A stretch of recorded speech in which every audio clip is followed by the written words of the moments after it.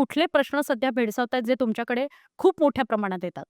हो, तू जेव्हा हा विषयच घेतला होता तेव्हाच मला असं ते 10 वर्षाची सगळी प्रॅक्टिस आणि सगळे असे केसेस असे डोळ्यापुढे येत होते. टॉपिक वाईज तर येस, लग्न, intercourse, intimacy, sexless marriage, dead marriage, extra marital affair, orgasm gap, mismatch libido, माहीतच नाही ऑर्गॅझम म्हणजे काय. असे बरेच कॅटेगरीचे केसेस आहेत. वयोगट जर तू म्हणशील ना, तर एक सेक्शुअली ॲक्टिव्ह इंडिव्हिज्युअल रफली मी जे माझ्या प्रॅक्टिसमध्ये बघते, बिलो 18 मी नाही घेईल because I don't think so I have that expertise. पण 22-23 वर्षापासनं ते पार माझा सगळ्यात सीनियर क्लायंट जो आहे 76 वर्षाची लेडी आहे. बापरे! त्यामुळे तेवढा वास्ट वयोगट आहे. आणि हो, सेक्सला खूप स्पायसी असंच पाहिलं जातं, की सेक्स कोच आहे म्हणजे ह्यांच्याकडे काहीतरी स्पायसी कहाण्या असतील आणि खूपच असं काहीतरी जगावेगळं काहीतरी असेल, असं एक इम्प्रेशन असतं. आणि डॉक्टर सेक्स कोच आणि डॉक्टरकडे जायचं म्हणजे पोझिशन्सबद्दल ह्या काहीतरी सांगणार आणि पोझिशन्स कुठल्या केल्या की काय भारी असतं का? हेच घेऊन येतं. म्हणजे हे हे ही समज असते बेसिक. हां, समज आहे. समज असते आणि मोठी समज असते, की साईज, स्टॅमिना, परफॉर्मन्स, टायमिंग. हं. बास. सेक्स म्हणजे हे 4 शब्द म्हणजेच विश्व. ही पण एक मोठी अशी मोठी काय म्हणेन मी तर म्हणेन फाउंडेशन आहे अख्ख्या आत्ताच्या ह्याच्याकडे. सेक्स कोच म्हणजे आपण त्यांच्याकडे गेले ना, की टायमिंग कसं वाढवायचं मॅम? आमचं वीर्य खूप लवकर बाहेर येतं. मग ते कसं करायचं? माझ्या लिंगाची साईजच छोटी आहे. मग ते कसं मोठं करायचं? पण हे तर केसेस मी घेतच नाही. बिकॉज पहिली गोष्ट ॲटलीस्ट आजच्या माध्यमातून कळलं पाहिजे, की युरॉलॉजिस्ट म्हणजे काय? एंडोक्रिनॉलॉजिस्ट म्हणजे काय? गायनेकॉलॉजिस्ट म्हणजे काय? सेक्सॉलॉजिस्ट म्हणजे काय? सेक्स कोच म्हणजे काय? हे माहीत नसतं. काउन्सिलिंग म्हणजे काय? कोचिंग म्हणजे काय? सेक्स शब्द ऐकला ना, मग तशीच व्ह्यूअरशिप वाढते एखाद्या व्हिडिओची. पण समजून घेतलं पाहिजे.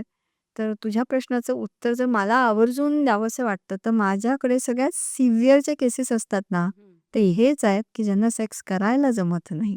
ज्यांना सेक्सची अच्छा. खूप जास्त भीती आहे.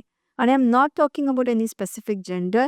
हं, हं. पुरुषांमध्ये परफॉर्मन्स प्रेशर हा म्हणजे विचारू नकोस इतक्या टोकाचा तो असा एक फोबिया झालेला आहे.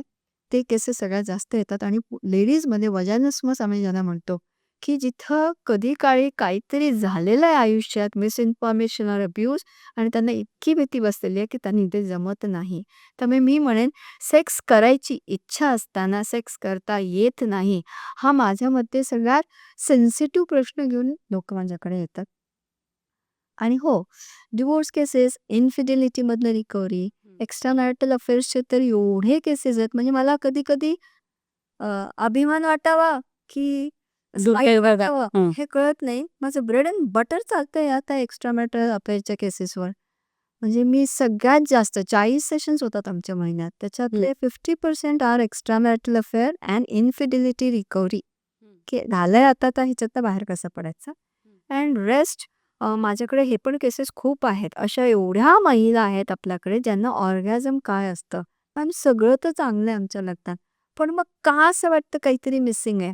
त्यामुळे ऑर्गॅझम, फिमेल प्लेजर हे तर आम्ही मला तर असं वाटतं एखादा कोर्स बनवून आता असं प्रत्येकाला ते गिफ्ट द्यावं. कारण हं. फिमेल प्लेजर काय असतं हे माहीत नसण्याचे परिणाम त्या नात्यात होणारे केसेस एवढे आहेत. नातं चांगलं असतं, हो. नवरा-बायकोमध्ये प्रेम असतं. पण नवऱ्याला माहीत नसतं, की फिमेल प्लेजर काय आणि फिमेल ऑर्गॅझम काय. स्त्रीला तर माहीतच नसतं. क्लिटरिसची साईज, क्लिटरिसचा शेप, क्लिटरिसची पोझिशन हे कोणी नाही विचारत. जे अवयव दिसतात ना, 36, 24, 36 पाहिजे आणि ह्यांचं ते अवयव 6 इंच पाहिजे.